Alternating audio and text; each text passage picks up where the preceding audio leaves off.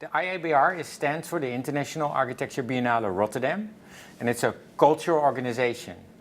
It's a network, a platform, aims at creating innovative projects to aspire and aspirational projects to inspire the world. So it's a research by design effort to test by coalition, new ideas, new solutions to deal with future challenges. Climate change, economic demand, always in an urban context.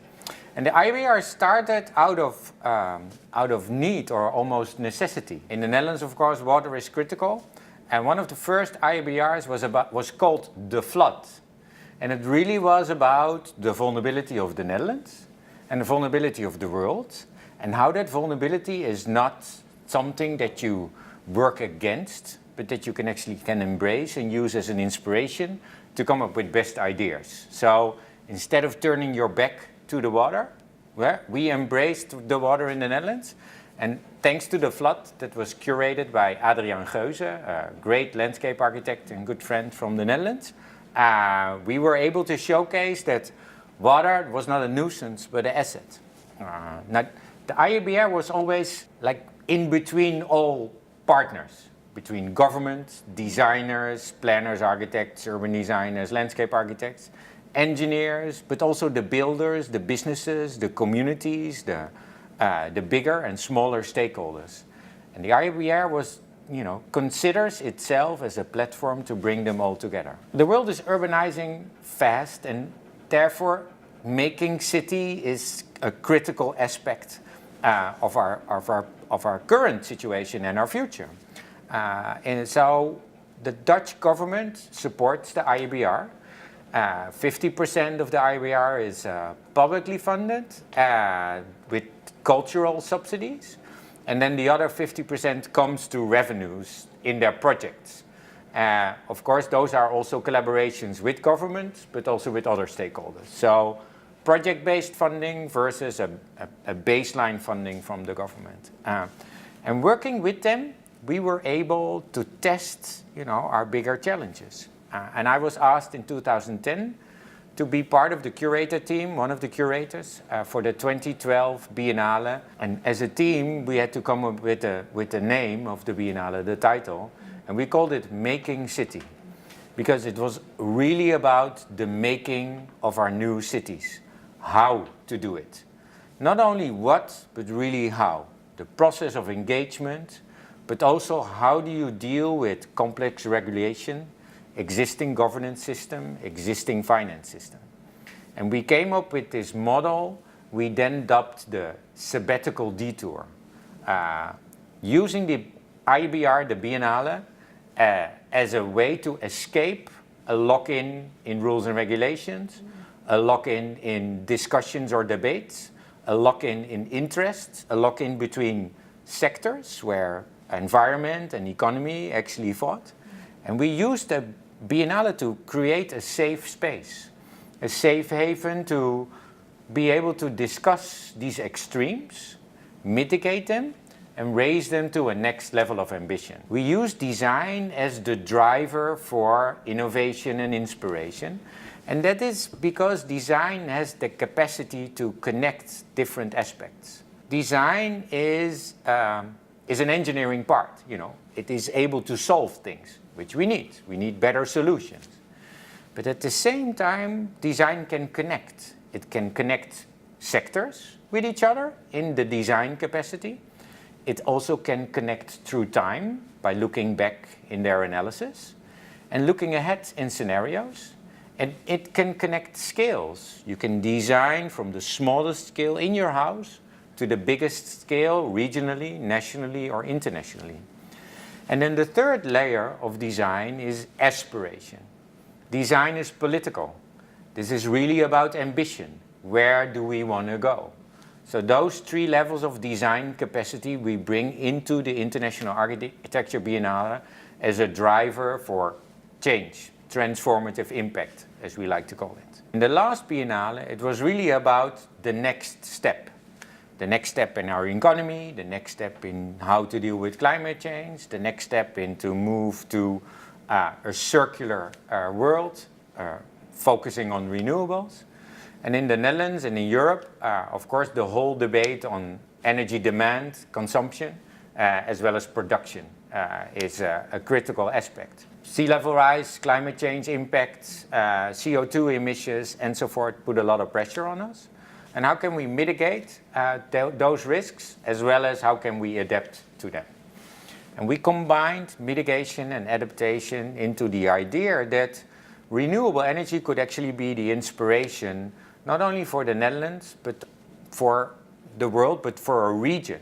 And we brought together, within the platform of the Biennale, the Minister of Economic Affairs, so Commerce, which in the Netherlands takes care of energy, Minister of Infrastructure and Environment, the City of Rotterdam, the Port of Rotterdam, bigger companies like Shell, the oil and energy producer,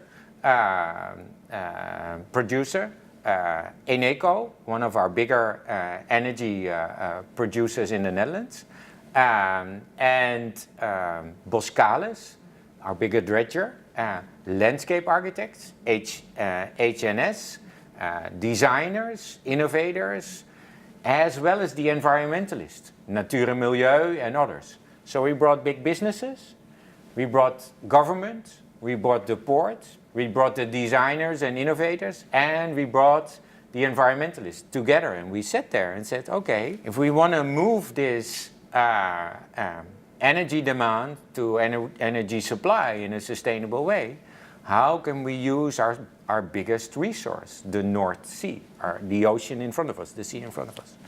And we came up with a plan to build 25,000 windmills in the North Sea. Now that's a lot of windmills, and you can't build them overnight. So we worked with the international perspective, the Netherlands, Belgium, the UK, Ireland, Norway, Sweden, Denmark, and Germany. From this international perspective, growing a network of islands and on water, on sea wind farms, that with this incremental process of development would actually be able in 2050, so in 2050, to deal with 80% of the energy demand. So that's a lot coming all from the North Sea. It's a future perspective. Interestingly enough, as an experiment in this cultural space, the International Architecture Biennale of Rotterdam is, it was picked up by the Minister of Commerce, Minister Kamp. And while the Netherlands was president of the European Union at the same time the Biennale opened, and Minister Kamp and his team were part of the development process, he brought it to his colleagues in his European Council on Energy. And we were able to showcase the whole process as well as the perceived outcome.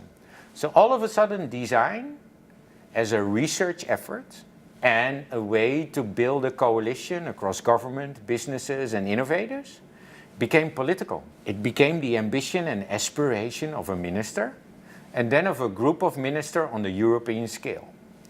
To that end, that even Minister Kamp struck a deal with his colleagues from Ireland, Norway, Sweden, Denmark, Germany, and Belgium, to not implement this plan, but to work together on getting more out of the North Sea when it comes to renewables.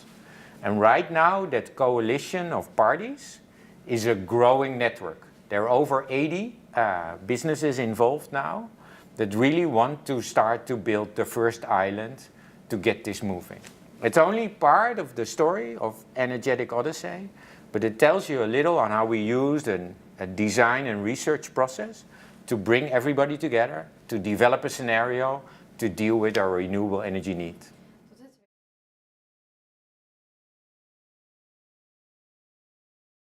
The interesting part of coalition building is that it is actually an integrated part of a process of innovation. If, complex issues, and the future is all about complex issues, you have to face complex issue with complexity. Don't diminish the complexity. The complexity is actually the inspiration for the process, for the design, and for the partnering. And there's a reason why. if you simplify the issues, they can become black and white. And then before you know it, you have a group against and a group that is for. And that turns into a fight instead of a conversation. But when you actually assess the problems in their complexity, you start to understand there's a diversity of needs. And with that diversity of needs, also a diversity of opportunities. So if you bring all stakeholders to the table, it's not a yes or no debate, it's a and. And out of that conversation, if you do it right, if you orchestrate that right, and you bring in the right knowledge, and you also prepare, because you have to have the understanding not only of the process, but also of the issues, you prepare well, and you use design as an inspiration, that and perspective of all these different needs lead to a new ambition. And this is exactly my stand on collaboration. It's the opposite of negotiation. While negotiation is about getting the best for myself, collaboration is getting the best out of it, reaching a new ambition. So it's not about me, but it's about something that is common. Now, finding that common is always the hardest case in a process like this, because there's a give and take for everyone. But this is such a complex issue, building a renewable energy wind park in the North Sea, that everybody can find a benefit. The environmentalists see that the ecology is enhanced. Environmentalist groups also see that moving to renewable is good for the economy and it diminishes demand on fossil. Fossil producers actually find an escape or an alternative, if you say it more positive. The builders, of course, can build and start to invest in first projects. The ports, well, it might see it as a risk having these windmills in their front yard, because they become a partner and part of the game. They can direct the way the park is developed. The Minister of Commerce has a way to deal with the market and put a pressure on the price of renewable energy, so it's actually lowered, and so forth and so forth. So the stake of all is part of the game, and with a comprehensive approach, you raise the ambition. You need these type of, and we called it, as I said, when we were doing Making City, you said we need to sidestep the reality a little. You have to be able to step out of a lock-in in your regulations and also a lock-in between these interests. If people or parties continue to fight, the result is a lot of casualties. If you can find a way to let them collaborate, find a new ambition, then all of a sudden, not only they benefit, but their environments benefit too. So in 2012, and we use the real world to test. So this is not a paper world to test, which also brings the interest that everybody bring are real. This is not an exercise for fun. This is an exercise because there is a lot at stake. If we want to accomplish our promise of the Sustainable Development Goals, the Paris Agreement, and so forth, we better move fast. So there is a lot at stake. So that type of pressure and the ambition to build a better world for our children and grandchildren, if you bring that all into such a process, the need is also real. So everybody is for real at that table. In 2012, we used, in the years leading towards 2012, we used the Central Business District of Rotterdam, which is in the heart of the city. It's at Central Station. But it was also the economic crisis became a financial crisis, or the financial crisis became an economic crisis, and that in turned into a building crisis, a development crisis. So the demand on office space and housing, diminished. So we had this whole place in Rotterdam that was vacant, but had to be torn down because of regulations. There were approvals, tear it down, rebuild it again. Now, tearing it down was possible, but building it again, no demand. So that would have left the city of Rotterdam with a void in its heart of the city. Now, we had that before. We don't want that again. So working with ZUS Architecture, Elma van Boksel and Christian Koreman, they were occupiers of a famous old office building that had to be torn down. And they said, can we join the Biennale become partners and let our neighborhood be the test site. So we worked with them, the developer and the investor. We brought everyone to the table, in the end also the municipality, and said, okay, if you can bypass the law in the sense that you give more room for the development here, then we are actually able to occupy the space temporarily. That means that we can actually have a lively city with a lot of quality of space, and at the same time a new business model that might actually, from its incremental aspects, is perhaps more a business model of the future. And we did that. We redeveloped the whole building, then we started to redevelop the neighborhood, then we built a bridge across the road on foot and another bridge across rail. We connected it to a new park, a new business. So all of a sudden this growing community of small businesses and incubators, as well as bigger investment. And that quality of that space led to the fact that instead of a void, it became vibrant. And that vibrancy had an immediate impact on the real estate around it. That all of a sudden, when it went to the market, was sold again. So by starting small, incrementally, and outside of the normal way of dealing, we created the opportunity to start to redevelop the city from within. Right? This type of opportunity is what the Biennale brings. Through a cultural platform, with a real problem, and the real stakeholders at the table that don't have that understanding that they're actually in there on how to get out in a better way. The Biennale helps to organize that, bring that capacity and inspiration, and then move forward.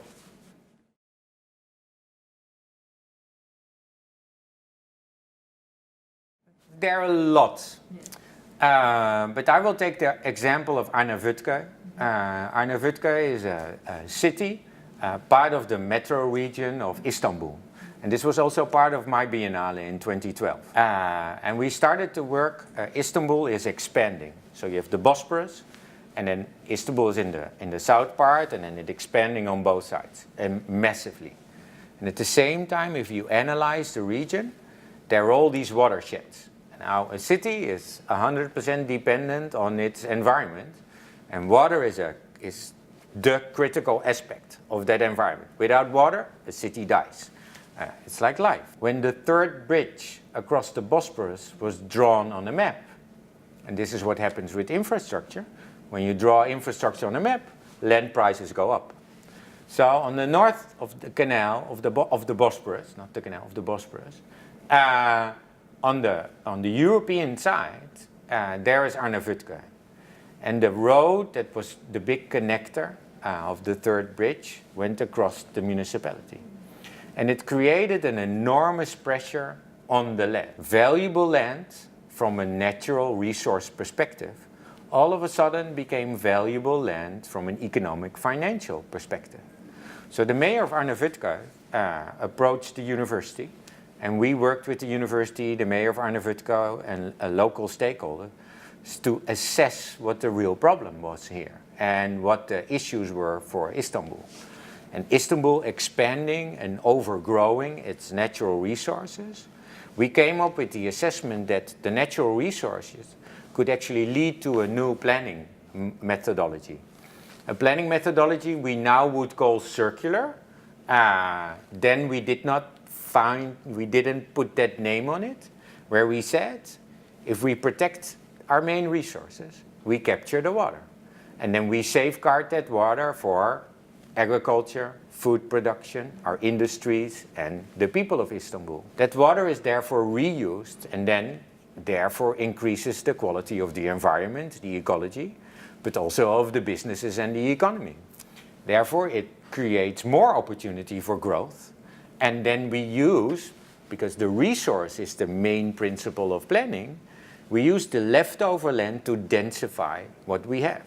And then the densification becomes an instrument of, again, returning the water back to its cycle. So all of a sudden, water as a source, water as a resource became a real source for planning and design, brought into the environment and the economy, The dynamics of the economy in the way of urbanization then became an instrument in a circular way of using your resources.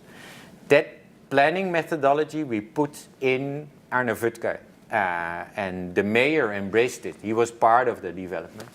And we thought it was, for me, this is one of the inspirations that a smaller town in such a big metro region, growing towards over 20 million people, facing these challenges of getting to a lack of resource, can turn it around by starting small scale, locally, and bringing that scarce resource to an asset of development. When I look now, which is not a biennale, but I work in Mexico City, and the Urbanisten, a Dutch design firm, together with Deltares, our Dutch Water Resource Institute, actually applied that same methodology on Mexico City. So they came up with a totally different model, but it's the same assessment. Mexico City used to be the most beautiful water city of the world, except for the Netherlands and Singapore, but a very beautiful water city, in line with nature. Then when the Spanish came, it changed, it got destroyed, the water was gone, and now the city is struggling with a lack of water, pollution of water, a deteriorating aquifer, and a lot of flooding at the same time. Flash floods through more extremes. So their water balance and the way they deal with it, totally off. The Urbanisten and Deltares took this research by design approach and also came with this circular approach where the water as a resource now became a source for planning and design in the development of the city of Mexico. So it's interesting to see on both sides, one led by the International Architecture Biennale of Rotterdam, the other inspired by that same Biennale, that create again the opportunity to deal with future challenges in an innovative way to really have a transformative impact. And that's also the whole idea behind the Biennale. It's not contained, it's not exclusive, it's inclusive. The Urbanisten are part of the Biennale, but they use that tested knowledge to bring to other places. Deltares is part of the Biennale partners, but they use that tested knowledge and the research by design, which is not their asset, but in collaborating with the Urbanisten, to work, for instance, in Mexico City on such a project on a water circular city.